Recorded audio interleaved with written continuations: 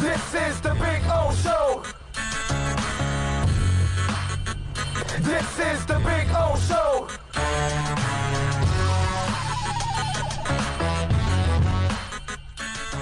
All right, everybody knows what happened to Kirk Cousins in the NFC Championship game, right? You know what happened to him, right? He had Emmanuel Sanders open way downfield. If he lays out the not Emmanuel Sanders, was it that the overthrew? Who did Cousins overthrow? What? No, was it Diggs? It was Diggs. It was because Garoppolo did it with Sanders, but Cousins to I think it was Diggs. Now I'm trying to remember, but anyway, so he didn't come up in a key moment in the playoffs last year, right? So people are now. They got a video of Cousins practicing, and so now they got TikTok videos of him. And so I'm gonna show you first, Bill. Look at this. Look. He's throwing back. That's the idea. They're making fun of him. There's a guy in the backyard over there. Watch. On the other side of the fence. It's like, oh, come on. So that's awesome. So on TikTok, people are making fun of him, right? And what they're doing is they're doing videos where Cousins drops back to pass. I'm gonna play it for you now, and I guess Bill, you're gonna have to tell me if this thing with the glare or not, if I'm able to get it right. But so what they're doing with this is there's a video, and you'll see Kirk Cousins drop back, and then he'll throw the ball, and it's half screen. So they edited in their part of it next to it, right? And like they're standing on some field waiting for the ball, and then the ball just sails like 30 yards past them, right? So frustrated Viking fans have to kind of relive the moment with Kirk Cousins, right? So here's the TikTok video of the one of the fans that put it up and Kirk Cousins. There we go. Right there. All right. Boom. That's it. All right. And then here's the other one. And yeah, so the other one's. Everybody, it's several videos. You'll see several videos that they're doing it. It's hilarious, dude. It's fantastic. You know what the ball looks like in the second one? What? It looks like a plane coming down for landing, like you're standing on the outside of the airport. Yeah. And there goes the plane. Yeah. It's so far away. So they're having fun at his expense, obviously, because, he's overthrowing them. And let me tell you something. Kirk Cousins is the guy that is – look, he's a good dude. He's a solid quarterback, not a great one. He hasn't shown you that he can be great in big-time moments yet. And that's the knock on him right now. And until he actually kind of solves that riddle – and shows everybody, no, I can show up in the big moments. And Garoppolo last year overthrowing Emmanuel Sanders is one that's going to be in the heads of a lot of people out there, and they're going to want to see him the next moment he's in a clutch time. See, that's the problem with Kirk. Kirk has been already in a couple times in moments where he had to come through, and he didn't come through with the big game. And so in Minnesota, we kind of all know that this is their window. And this is the guy they signed to help that team get over that window. And if he can't get over that window, he then will have to carry the burden of being the guy that's a choker.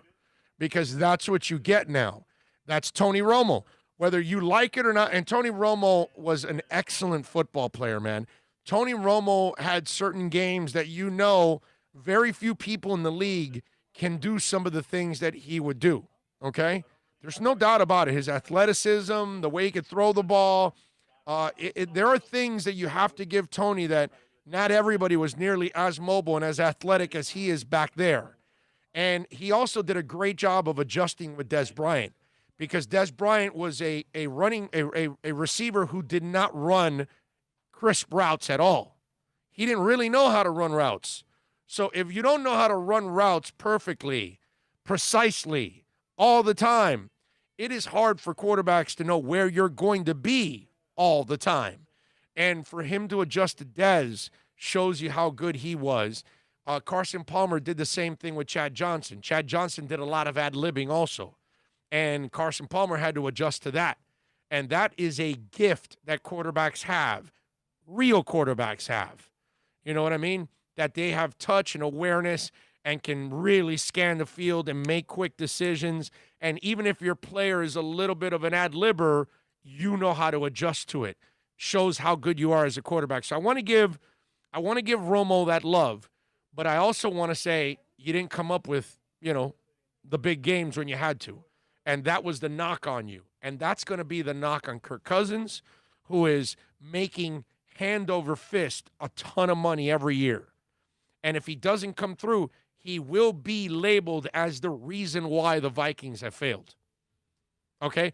I know Rick Spielman will take the hit, but Rick Spielman, outside of Kirk Cousins, has done an outstanding job with that team. Okay? And I know he didn't do an outstanding job here, and he had his, internal battles with Dave Wanstead and all that, but it seemed like Rick Spielman learned a lot about his mistakes here and then went to Minnesota and corrected them. And the one thing that he's got to get over the hump is the quarterback. And Kirk Cousins either has to prove him right or he'll continue to prove everybody else right that, nice quarterback, but not good enough to be great when you need it. And that's the burden that those guys are going to have to carry for a while now until they're able to kind of shed that. And the only way you do that, so you're Steve Young with the airplane running around the field, is you got to win that big game, bro. And when your team's good enough, you have to take them there. Steve Young carried that burden too. He took over for Montana, and all the expectations were there, and they had a Super Bowl caliber team. And if Steve Young did not get it done, he would have been labeled that. Why? Because everybody saw what happened to him in Tampa. They didn't care about that he was a good quarterback at the LA Express. They didn't care about that. They saw him in Tampa be a destruction, and then he was sitting behind Joe Montana waiting for his opportunity. And if Bill Walsh tabs you, then that means you have to come through. You know what I mean? And sure enough, he was able to come through. And, those of us that are old enough and remember him doing the airplane, that airplane was him. The weight of the world was coming off his shoulders. Well, guys like Kirk Cousins and Jimmy Garoppolo are going into these seasons as the reason why they will win it all or the reason why they lost. 786-322-1105 if you want to get in on the accidentlawfirm.com text line. We're almost at a half hour here again, right? You know what's the way I look at those guys? Mm-hmm. They're the ones that have screwed up the quarterback market. Alex Smith, Cousins, Garoppolo. They have put it totally out of whack. The money those guys got paid. But don't blame them, dude. I know, but blame the owners, blame the general managers. No. How do you pay that guy? You can't blame John Gruden for taking $100 million from Mark Davis. And now the guy in Carolina gets paid $10 million. Because of John Gruden. And even though that guy has never accomplished anything, okay, the Baylor coach that went over to that was Rule, right? Matt Rule, I think is his name, if I'm correct. He's getting paid $10 million a year, 7 years, $70 million. Because Mark Davis overpaid for John Gruden. Now he raised it. But you can't blame the player or the coach for taking the money. You can't blame them, dude. You're going to take it too, even if you're not qualified. You're not qualified to be a general manager. But if they knock on your door and say, hey, Bill, we want you to be the general manager of the Kansas City Chiefs. We're going to kick out Andy Reid. We're going to give you $100 million over the next 10 years. What are you going to do, say no? You know what it shows, though? There's a lot of incompetency in the NFL.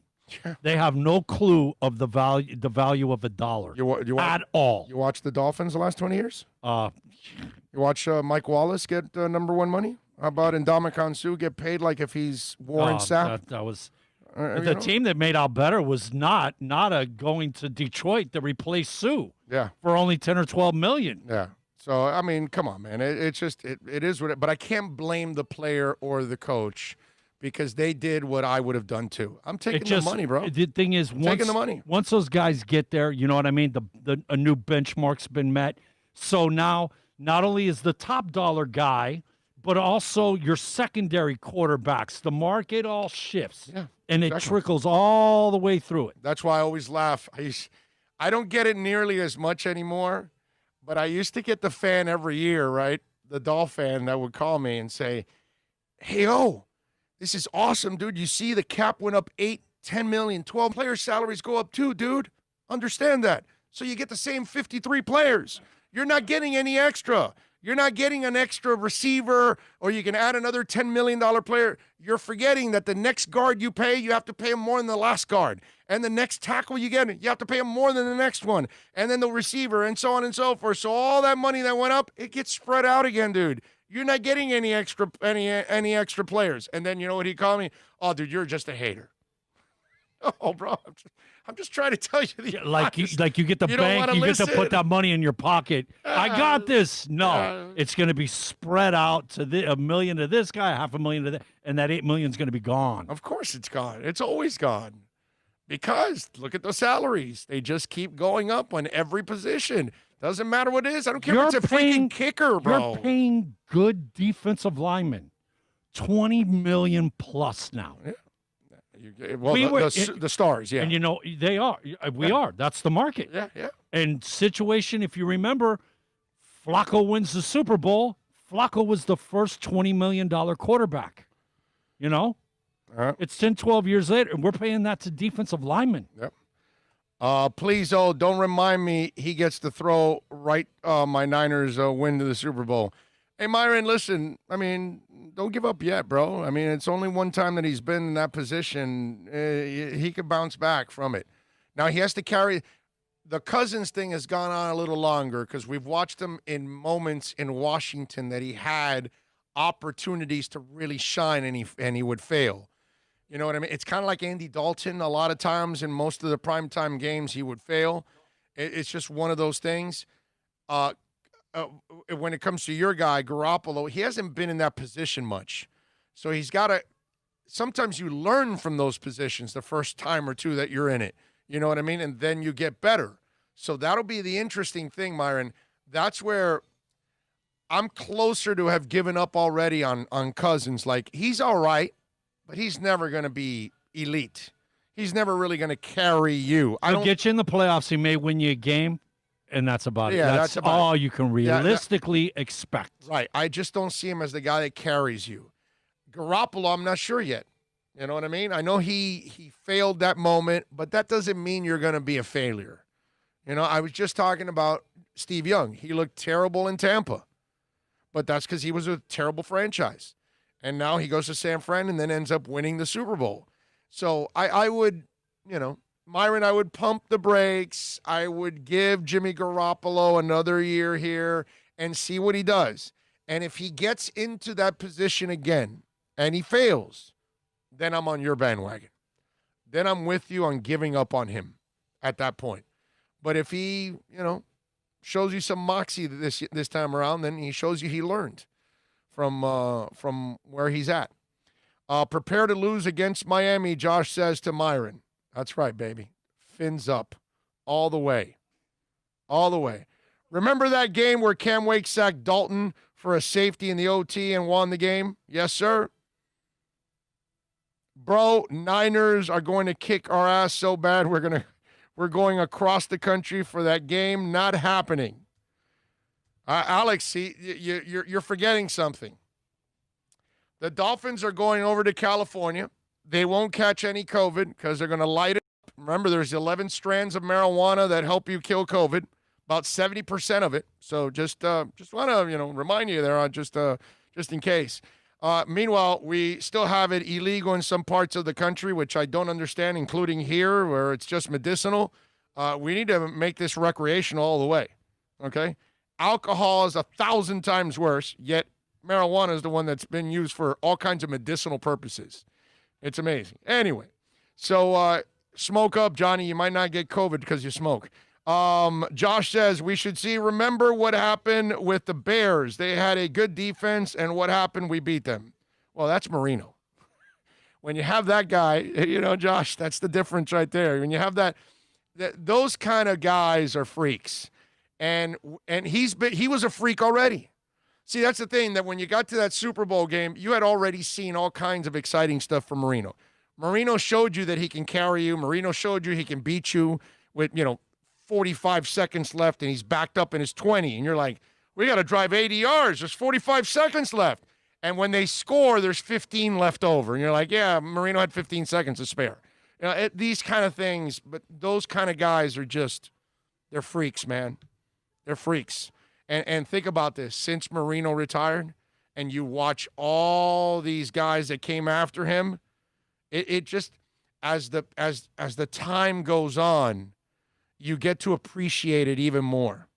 In Kansas City, up until Pat Mahomes, they were still talking about Len Dawson, the guy that won an AFL title. Okay? That's the guy they would talk about in Kansas City. They didn't talk about Elvis Gerbach. They didn't talk about, forget about the countless names of QBs, Trent Green, you name it, whatever, that has been in Kansas City over the years. None of them were impactful. None of them you remembered. None of them were going to go in their Ring of Honor or whatever the hell they call it there in Chiefs land. None of them. I mean, it was just one stiff after another, maybe a guy that had a little success, but really long run, nothing. It's Len Dawson, and then you get to Pat Mahomes. Super Bowl 4 beating Minnesota Vikings. That's like right. Once upon a time. Right, but that was their guy. You know what I mean? And for us, it's Greasy, and then it's Marino, and now we're waiting that hopefully two is the guy. But it took us nearly a quarter century to get that guy. Because what, Marino retired in 99? So 21 years to get that guy. 21 years. Now, 21 years, man. Yeah, but it was a lot longer for Kansas City. Yeah, but you know what? Does that 21 years not feel like more than 21 years? It does, because it's painful. Because it's Cleo Lemon. It's painful. You know what I'm saying? It's painful. So, yeah, when it's Cleo Lemon, yeah, it's pretty bad. And that's why we're at right now. Rich V says Montana played for the Chiefs. Yeah, but, that's not he had a couple seasons. He took them to the playoffs, but that's not their guy. You know what I'm saying? That was a rental they had for a couple years. And he did a nice job there, by the way. He got him in the playoffs. The Monday night game when him and Elway go at it. Yeah. That is an all-time. Yes. That's probably the highlight of his Chief 2 years. Yeah. Was it 2 years? Yeah. But they didn't win anything. Like, they didn't really make an impact in the playoffs or anything. So, but again, we were talking about an older Montana, the back surgery, all that stuff. That was the amazing part, actually, when you think about what Bill was talking about.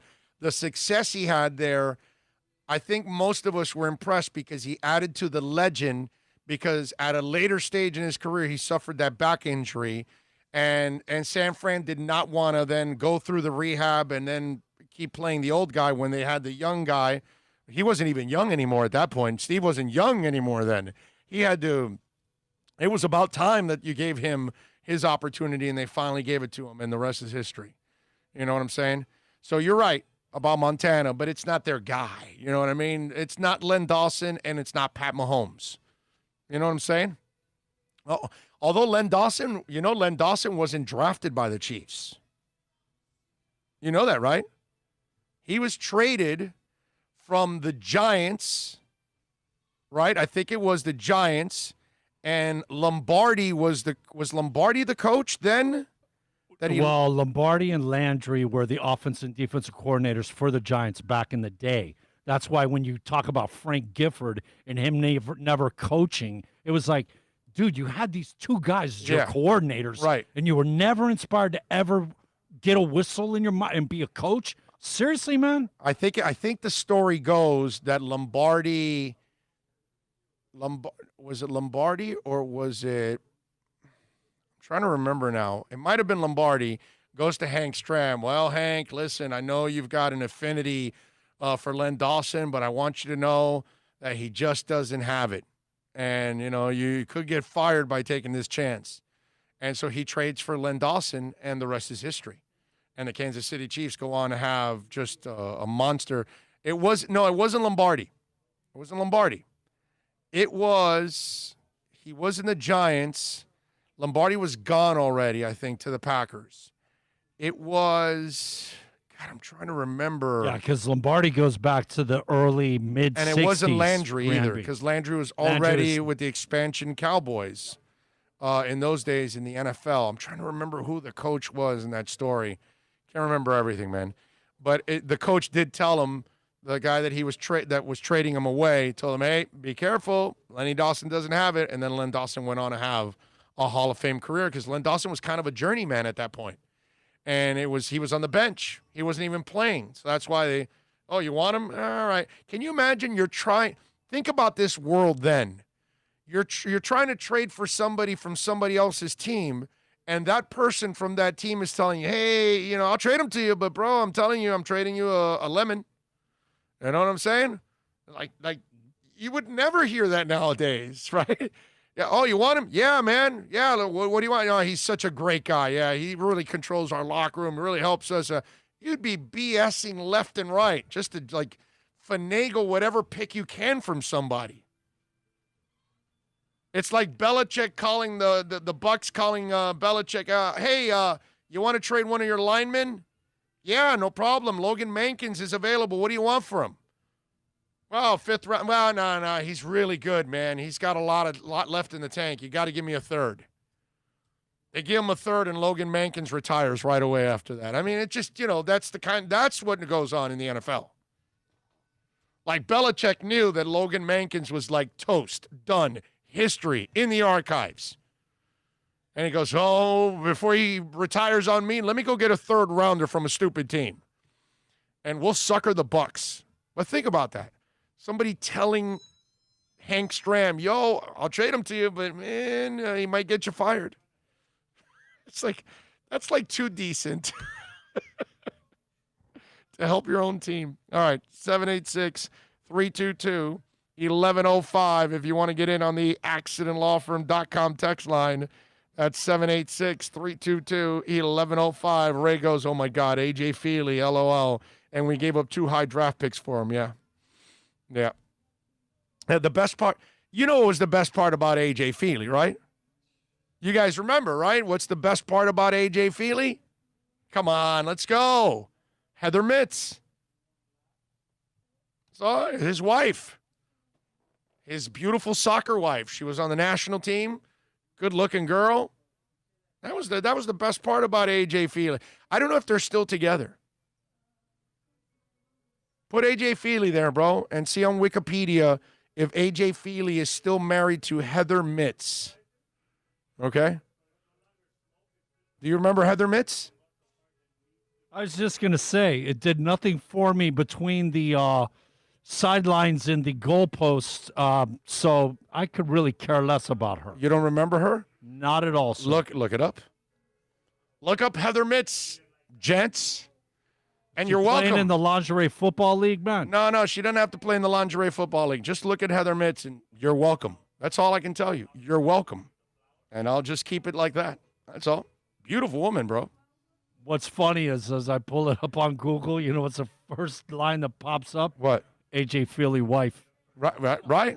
I told you. Heather Mitts, I told you.